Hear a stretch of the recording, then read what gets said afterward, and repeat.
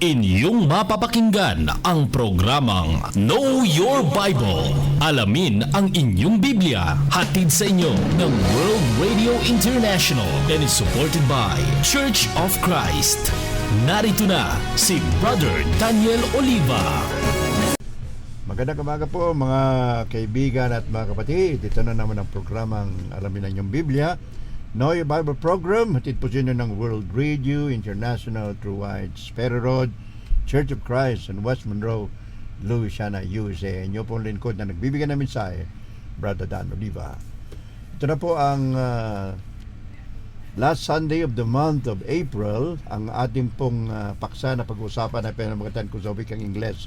Persecutions, God allowed our responses.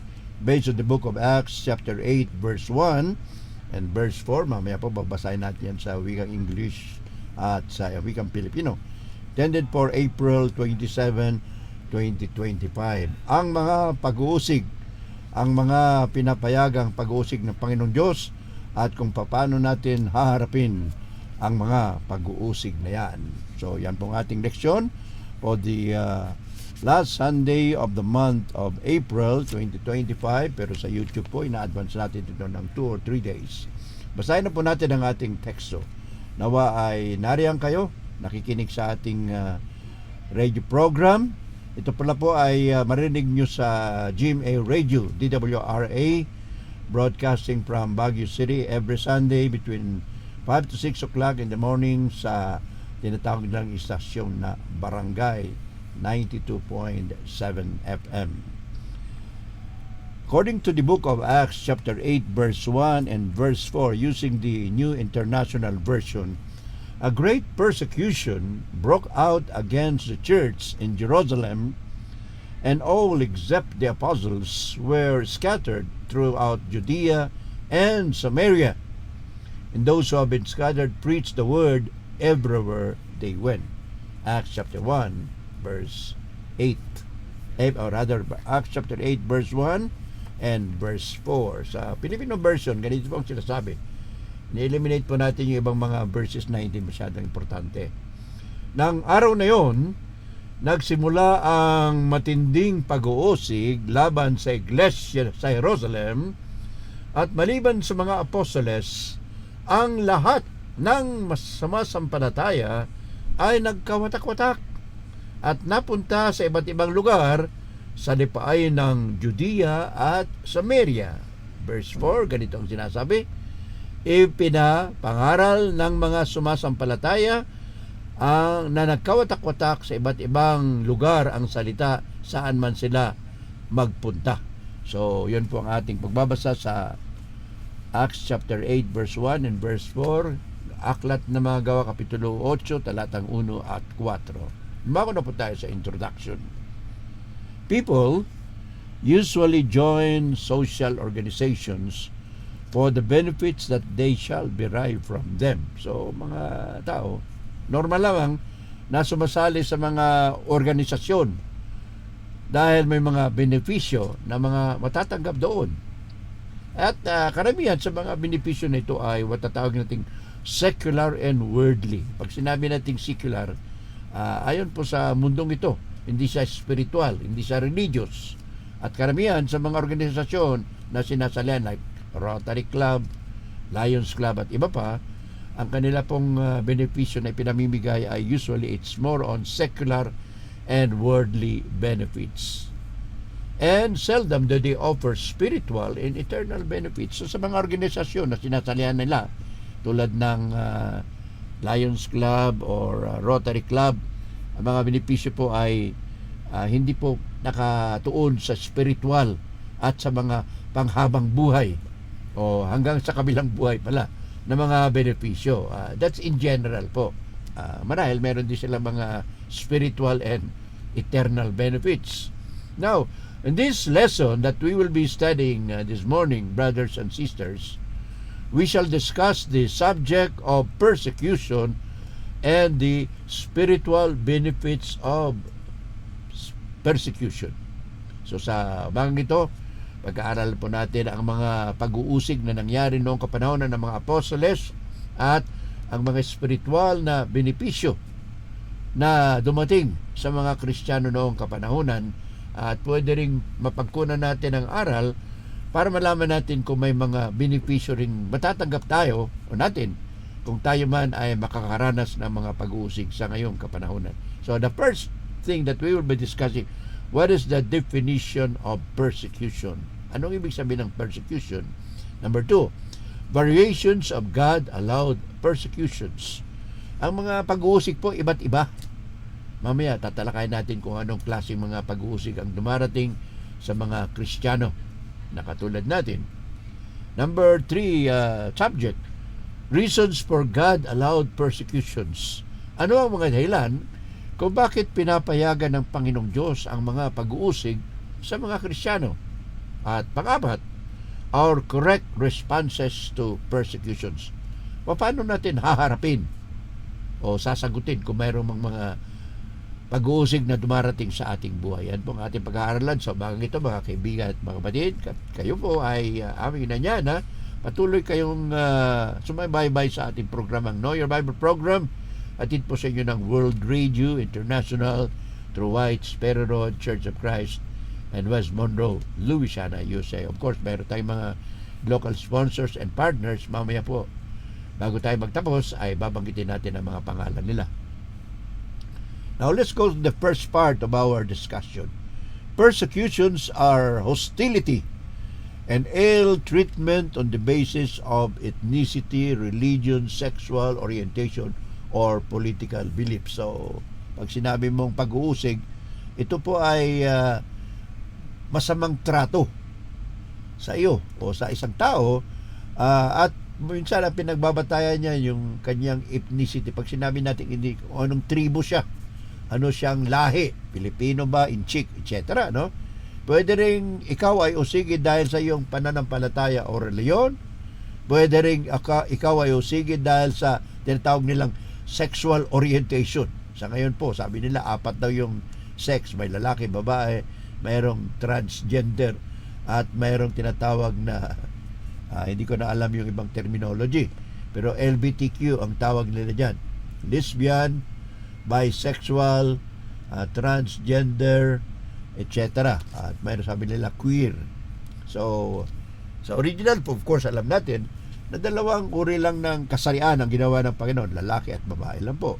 Now, biblically speaking, persecution signifies suffering or mistreatment often for one's faith or beliefs, ranging from verbal abuse to physical violence.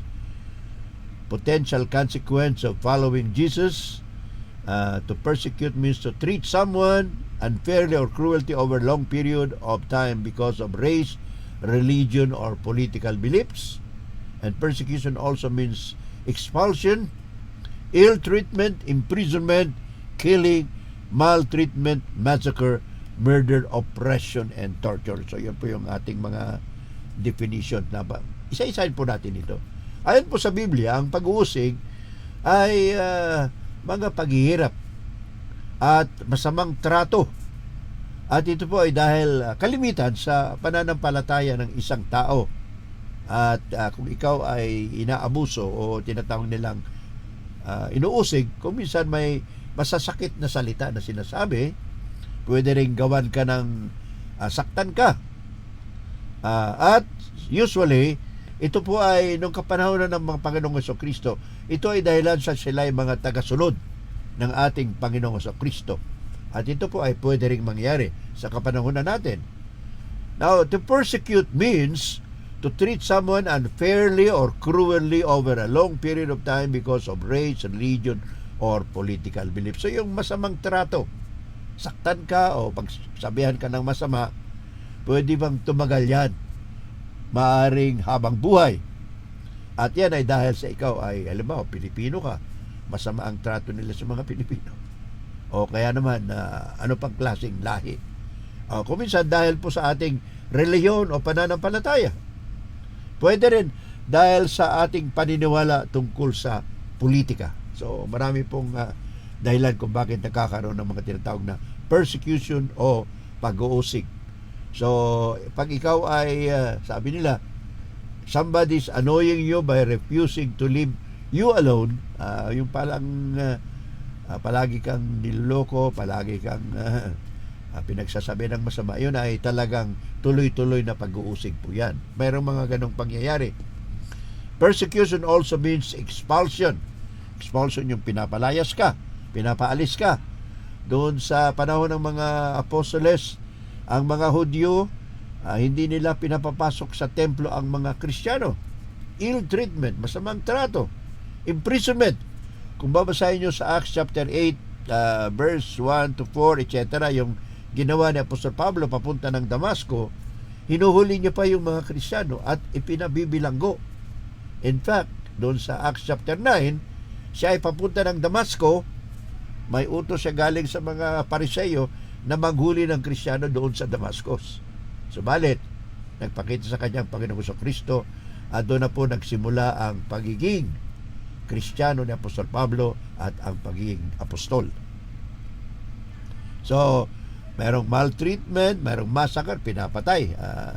Panahon po ng mga apostoles, during first 100 years of the Christian religion, marami po ang pinatay ng mga Kristiyano. Yung iba sinusunog, yung iba pinapako sa cross, yung iba naman pinakakain sa leon. Yun pa nangyari first 100 years. Panahon po ng Apostol Pablo yan. Nagsimula po kay Nero. Pwede ring torture, pwede ring oppression, at iba pang mga uri ng persecution. So yung persecution o pag-uusig, pwedeng masamang salita, masamang trato, pwede kang patayin o papahirapan ka muna. So yun po yung mga uri ng persecutions o kahulugan ng persecution o pag-uusig sa ating pag-aaral sa bagang ito. Now, let's go to the second part of our lesson. Variations of God-allowed persecutions. Iba't ibang uri ng mga pag-uusig na masasabi natin pinayagan ng Diyos. Bakit ko nasasabing pinayagan ng Diyos? Doon kasi kanina binasa natin Acts chapter 8 verse 1 and verse 4, nagkaroon ng matinding pag-uusig sa iglesia sa Jerusalem at sila ay nagkawatak-watak, napunta sa iba't ibang lugar, sa Samaria, sa Judea. Pero habang sila ay nagkakawatak-watak, nagkahiway-walay, napunta sa iba't ibang lugar, hindi po sila nagtago. Ang mga Kristiyano ay patuloy na ipinangaral ang Ebanghelyo o salita ng ating Panginoon Diyos. Kaya ang ating pong pamagat, persecutions God allowed the reasons or our responses. Bakit pinayagan ng Diyos na magkaroon ng mga pag-uusig ang iglesia noon at hanggang sa ngayon? Ang purpose po ng pag-uusig ay marami. Sasabihin po natin dito. Pero ano po ang ating kasagutan? Ano ang ating aksyon patungkol sa mga pag-uusig na dumarating sa ating buhay? Yan po ang ating pag-aaralan dito. Now, number 2, part of our lesson, variations of God-allowed persecution. Pag sinabi nating variation, iba't ibang klase na mga pag-uusig. Well, the most common is of course religious persecution. Pag-uusig dahil sa ating pananampalataya sa Panginoon. Kung minsan dahil sa ating lahi. Pilipino ka, Inchik ka, Koreano ka, etc. So dahil sa lahi, nagkakaroon ng tinatawag na pag-uusig. And sometimes it's also because of political persecution. Kung halimbawa, nandun ka sa communist China, ang iyong paniniwala hindi naman baka komunista, talagang uusigin ka ron. Baka maaring patayin ka pa. Ganun po yung mga dahilan. Well, in the Bible, persecution manifests in self and verbal abuse, social ostracism, physical violence, and even death. So sa Biblia, pag-aaralan po natin kung anong uri ng mga pag-uusig ang nangyari, mayroong masasamang salita na bibigay sa iyo. Social ostracism, hindi ka pakikisabahan. Na pag nakita ka na nila, lalayo na yun sa iyo. Meron ding physical violence. Aapihin ka, hagupitin ka. Yun po ang nangyari kay Apostol Pablo. Maraming beses po siyang hinagupit. At maaring patayin ka pa. Ang unang masasabi nating martir sa Biblia na nangaral ng salita ng Diyos at pinatay ng mga Hudyo ay ang pangalan niya po sa English ay si Stephen. Sa Tagalog, of course, Esteban. habang nangangaral sa nagsalita ng Diyos sa Gawa Kapitulo 7, hindi pa natapos yung kanyang pagsasalita, pinagbabato na siya ng mga Hudyo na hindi sumampalataya kay Panginoong Jesucristo. So mayroon pong hanggang kamatayan. Kaya sinabi ni Kristo, maging tapat kayo hanggang kamatayan at ibibigay ko sa inyo ang korona ng buhay. Now, let's go to the third part of kind of persecution. Meron itong tinatawag na verbal or social persecution. Pag sinabi nating verbal, masasakit na salita. Ang social persecution naman, itsapuera ka nila sa kanilang grupo. Pag nakita ka na nila, hihiwalay na sila. Lalayo sila sa iyo. Sometimes we become mocked or slandered or falsely accused. Katulad ni Kristo, nung siya ay nagpapagaling, sabi ng mga Hudyo, nagpapagaling yan sa kapangyarihan ng demonyo, si Beelzebub. Ganun ang sabi nila sa Panginoong Jesucristo. Being rejected sometimes by family, by friends, by community members, that's what you call social ostracism. So kapag ikaw inusig, pwedeng galing sa sarili mong pamilya, sa mga kaibigan, pwede rin sa miyembro ng iyong barangay.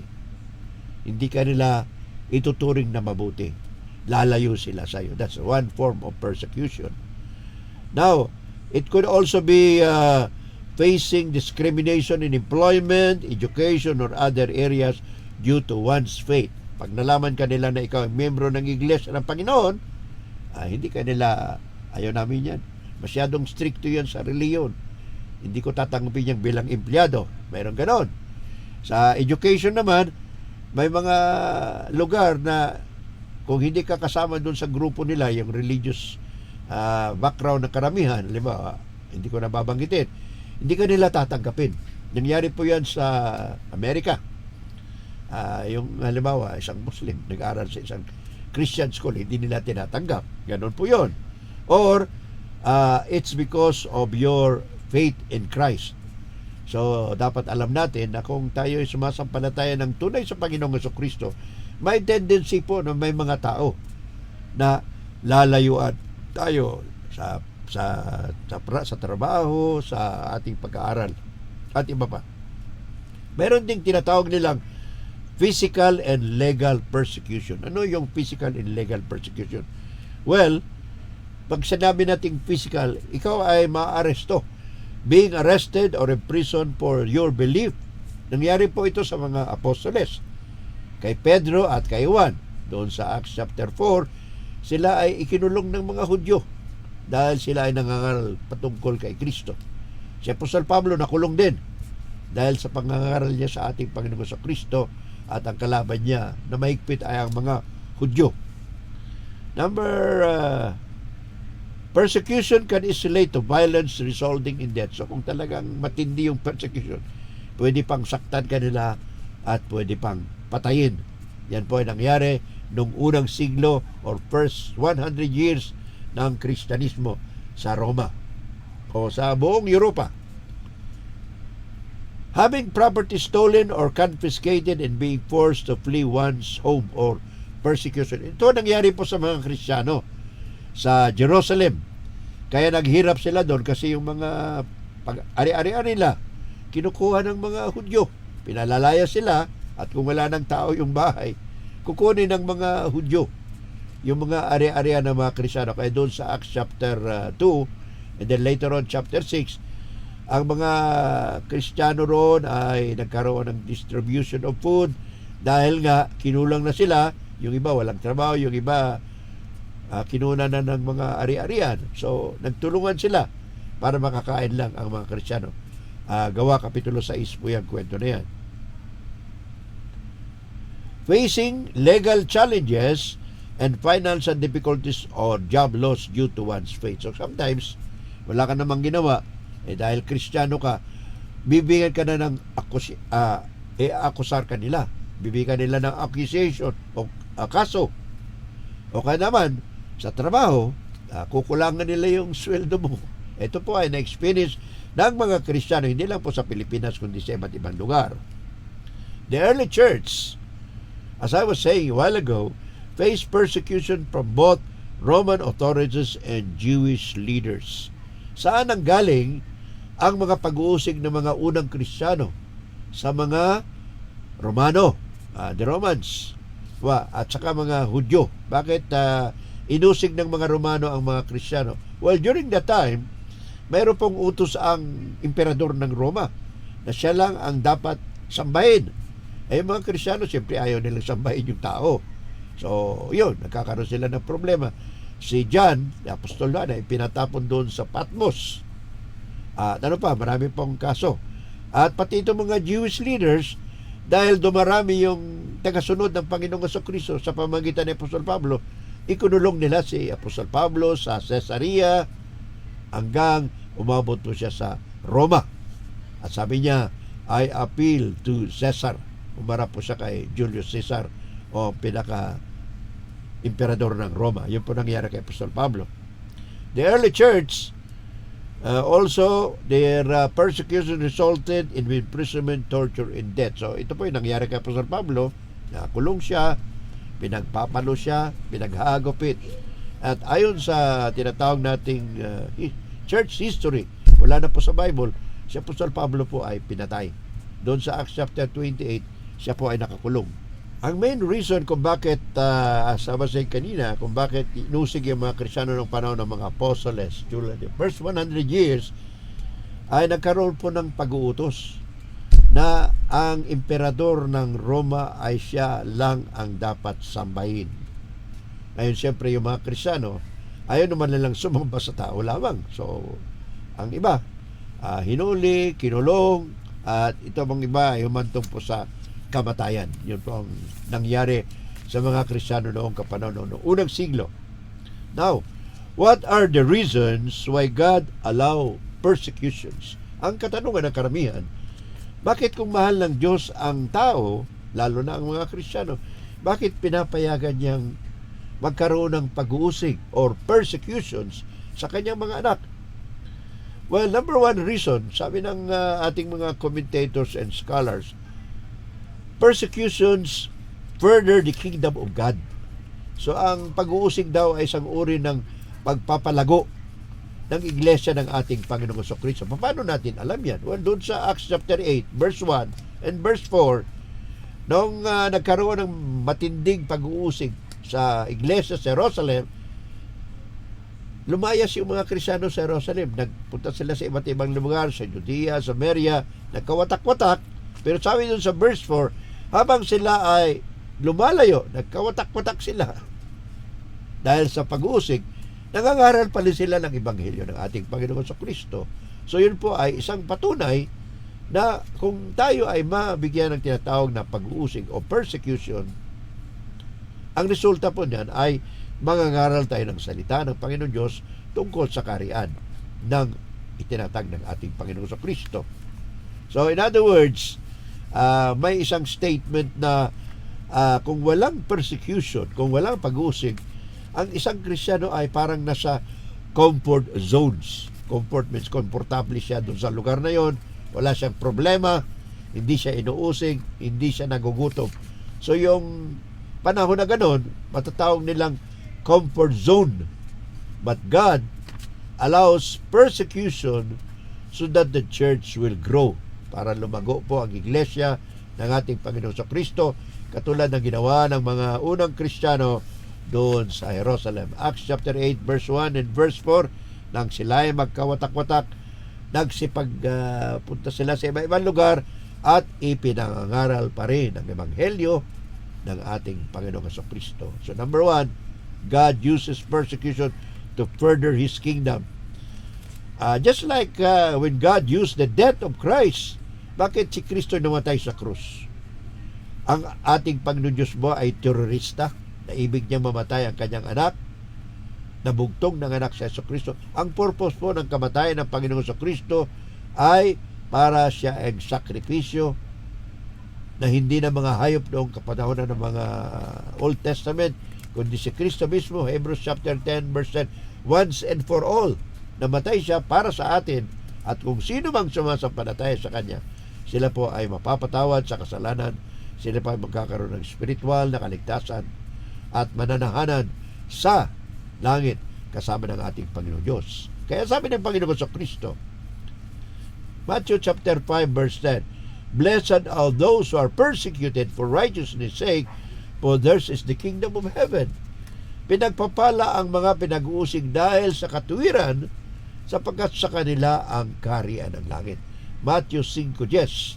Sabi pa rin na Apostol Pablo, Romans 8:28, All things work together for good to them who love the Lord and who are called according to His purpose. Ulitin ko po. Lahat daw na nangyayari sa ating buhay, all things work together for good. Para sa ating kabutihan, sa mga nagmamahal sa Panginoon at sa mga tinawag ayon sa kanyang layunin o purpose. Number 2, why God allowed persecutions? It strengthens our faith and it makes us more like Christ. Pinalalakas ang ating pananampalataya at pinapayagan tayong maging katulad ng ating Panginoon sa Kristo. God has predestined His children to be conformed to the image of His Son. Romans chapter 8, verse 29, sabi ni Apostol Pablo, itinakda ng Diyos na tayo ay maging katulad ng imahe ng Panginoong sa Kristo o kalarawan.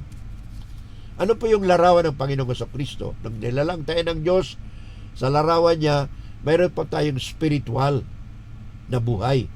Mayroon tayong kaluluwa, hindi katulad ng mga hayop. Wala pong kaluluwa yung mga hayop. May buhay sila, may katawan, pero wala silang kaluluwa. So yung imahe natin, yung larawan natin, kapag tayo ay nausig, magiging kapareho tayo ng ating Panginoon sa Kristo sapagkat siya ay inusig din at pinatay din. At ang ating pong gantimpala, hindi lamang dito sa lupa, kung hindi doon po sa kalangitan, na wala pong pwedeng magnakaw, walang pwedeng mag-alis. So sabi na Apostol Pedro, 1 Peter 1:2-21, Christ suffered for you, leaving an example that you should follow or walk in His steps. 1 Peter chapter 2, verse 21. Ano pa ang dahilan kung bakit kakaroon ng mga pag-uusig? Number 3, display the goodness and the holiness of God. Para roon pakita ang kabutihan ng Panginoon Diyos. Paano mangyayari na ang Panginoong Diyos ay mapupuri, mabibigyan ng kaluwalhatian kapag tayo ay nausig? Ito po ang explanation. Our response to persecution may bring glory to God. Pat sinabi ng Panginoon sa Kristo, ni Apostol Pablo dito sa 2 Timothy 3:12, at sabi pa rin ng Panginoon sa Kristo sa Apocalypse 2:10, Be thou faithful unto death, and I will give you the crown of life. Maging tapat daw tayo hanggang kamatayan, at ibibigay niya sa atin ang korona o putong ng buhay. So that's the idea there. Ano pa sabi ni Apostol Pablo? 2 Timothy chapter 2 verse 12, bakit kinakailangan ang persecution? To display the goodness and the holiness of God. 2 Timothy 3:12, ano sabi ni Pablo? 2 Timothy 3:12, persecution leads to a holy life.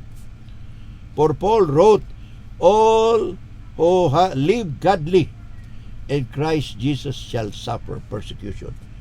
Ang sino mang gustong mabuhay ng marangal at makadiyos ay dadanas ng mga paghihirap or persecution. Yan po sabi natin Panginoon si Kristo sa pamamagitan ni Apostol Pablo sa 2 Timothy 3:12. Now, number 4, reason for persecution. Persecution removes us from the comfort zone. Yan po sinabi ko kanina. Kapag tayo ay nausig, lalabas tayo sa ating comfort zone. Ano yung comfort zone? Yung walang pag-uusig, palagi kang masaya, etc. Yung mga Kristiyano sa Jerusalem, they were living in their comfort zone. May pagkain sila, may fellowship sila sa mga apostles. But God did not like that. Gusto ng Panginoon, may pangaral ng Ebanghelyo sa iba't ibang dako, kaya ginamit niya ang persecution na pag-uusig para matupad ang kagustuhan ng Diyos na dumami ang miyembro ng iglesia ng ating Panginoon sa Kristo. Yun po ang ibig sabihin. Persecution, as I was saying, removes us from comfort zone, and God allowed persecutions against the church, resulting in the dispersion and preaching of the gospel of Christ. Kung kayo po ay mga katanungan, mamaya po sa comment section ng YouTube na ito, pwede mo kayo mag-leave ng comment o sabi nyo na lang telephone number nyo at kayo po ay pwede namin tawagan. Last part of our lesson, our correct responses to persecutions. Ano ang dapat nating kasagutan? O ano po yung paano natin haharapin ang mga persecution o pag-uusik sa ating buhay? Number 1, we are encouraged to endure suffering and persecution, trusting in God's sovereignty and purpose. So yung paghihirap, kasama yung pag-uusig na yan, yan po ay may dahilan ng Panginoon Diyos. Ang purpose niya dyan ay para purihin natin ang Panginoon at sinabi ni Apostol Pablo, 2 Korinto 4:17. This is what Paul said, for our light and momentary affliction are achieving us for an eternal glory that outweighs them all. So sabi ni Panginoon Pablo, 2 Korinto 4:17, ang mga paghihirap na ito, sabi niya, ay may kadahilan ito. At anong dahilan? Upang sa gayon, kapag tayo na ay napunta sa kabilang buhay, ang reward, ang gantimpala sa mga paghihirap natin sa mundo ay sobra-sobra ang gantimpala na ibibigay ng Diyos doon sa kalangitan. Okay, so mamaya. So, ito po ang ating pagpatuloy. 2 Corinthians 4:17, binasa natin kanina. Christians are also to rejoice in persecution, knowing that they are sharing in Christ's experience. Ano sabi ni Apostol Pablo? Romans chapter 5 verse 3-4. Sabi ni Pablo, knowing that suffering produces endurance, endurance produces character, and character produces hope. So yun po yung dahilan kung bakit inaalaw ng Panginoon Diyos yung persecution. Sabi niya, because our suffering produces endurance. Kapag ikaw ay naghirap, nagkaroon ka ng persecution, ikaw ay magiging matapat, matindi, knowing that it will produce endurance. Next, and endurance also will produce true Christian character. Alright, true Christian character. Ibig sabihin, babago yung ating pag-uugali. Yan po yung sinasabi dito sa Romans chapter 5 verse 3 and 4. And character will produce also hope. Hope of eternal life. So, Romans chapter 5 verse 3-4. Jesus instructed also His followers nung matindi ang persecution panahon ng apostol ng Panginoon sa Kristo at ng mga apostoles. Noon, kung pwede kang tumakas ka.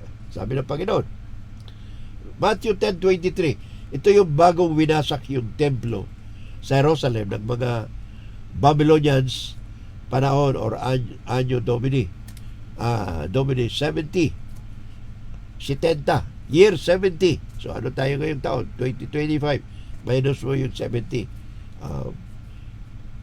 2,000 taon. So but during that time, sabi ng Panginoon sa Kristo, Matthew 10:23, whenever they persecute you in one city, you flee to the next, for truly you will not finish going through the cities of Israel until the Son of Man comes. Matthew 10:23. So sabi ng iba, Panginoon sa Kristo, pag ikaw ay nuusig, ano ang ating pamamara ng pagsagot o paano natin haharapin?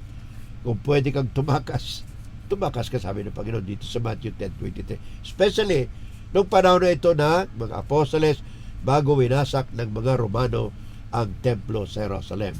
O yun po yung advice ng ating Panginoon sa Kristo. Number 4, we are also to bless and pray for those who persecute us. Alam nyo ba yun? Na yung nag-uusig sa'yo, masasabing mga kalaban mo, ay ipagdarasal mo, sabi ng ating Panginoon sa Kristo. Matthew chapter 5 verse 44, sabi ng Panginoon, tingnan nyo ha, love your enemies, bless them that curse you, do good to them that hate you, and pray for them which despitefully use you. Mahirap gawin?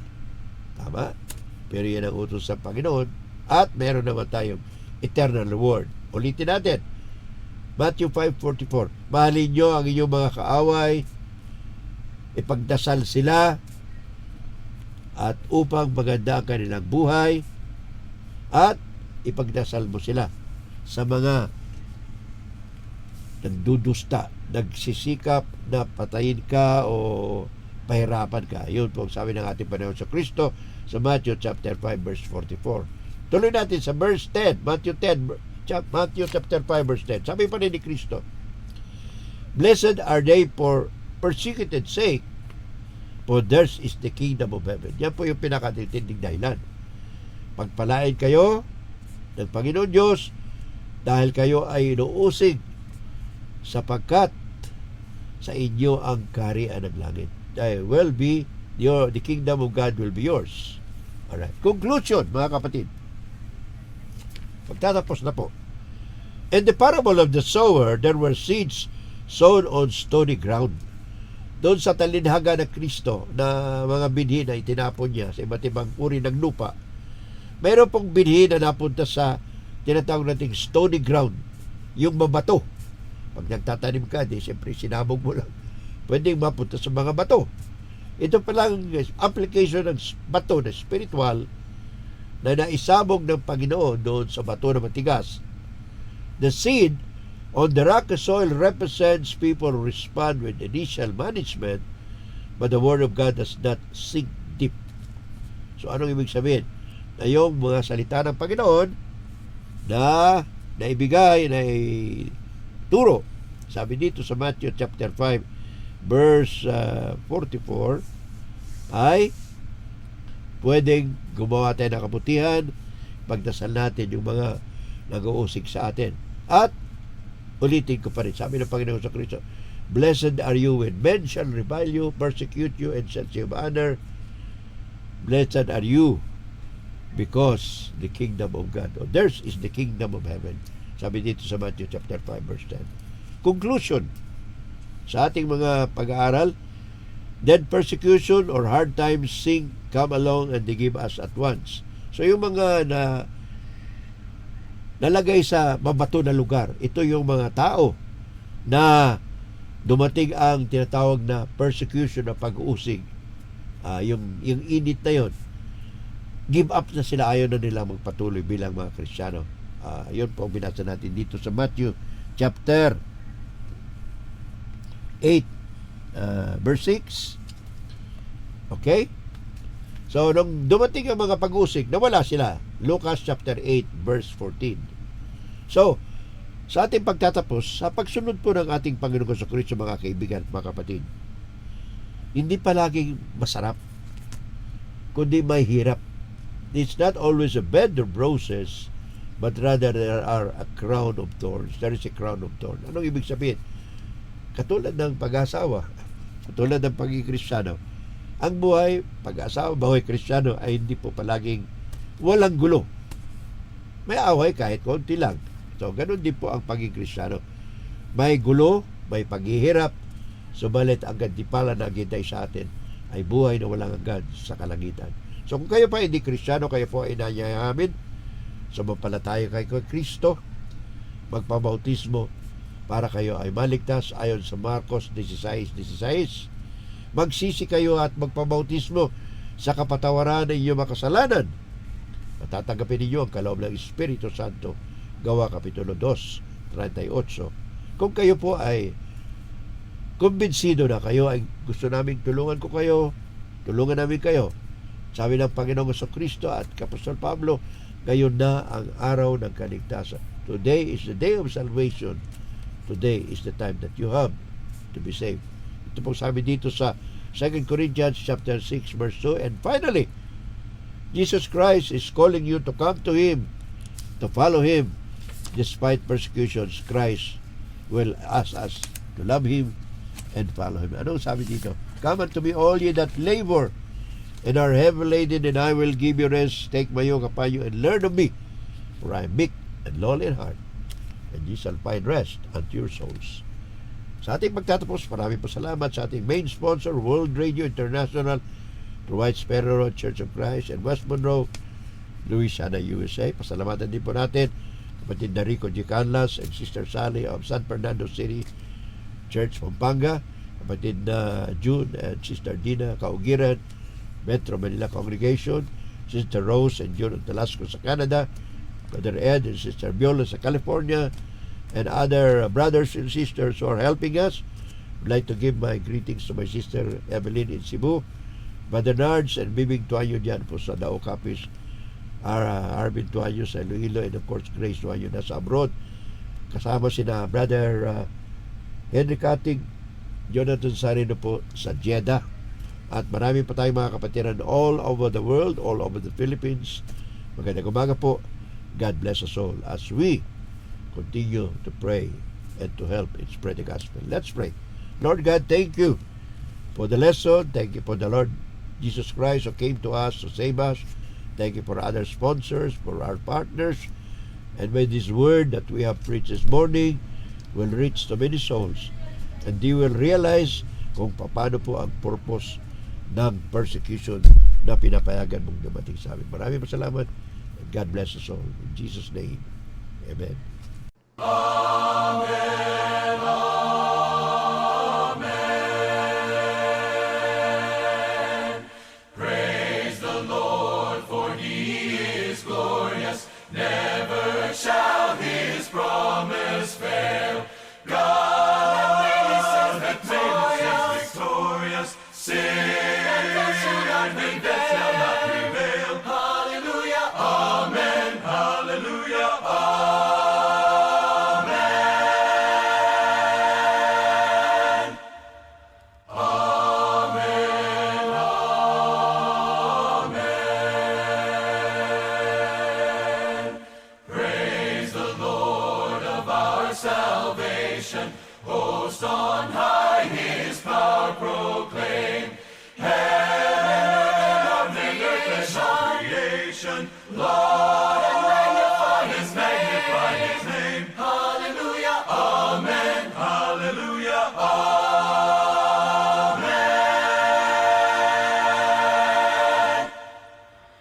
Amen, amen.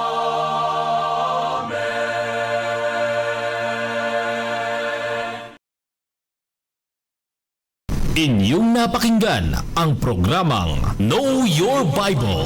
Alamin ang inyong Biblia. Hatid sa inyo ng World Radio International and is supported by Church of Christ.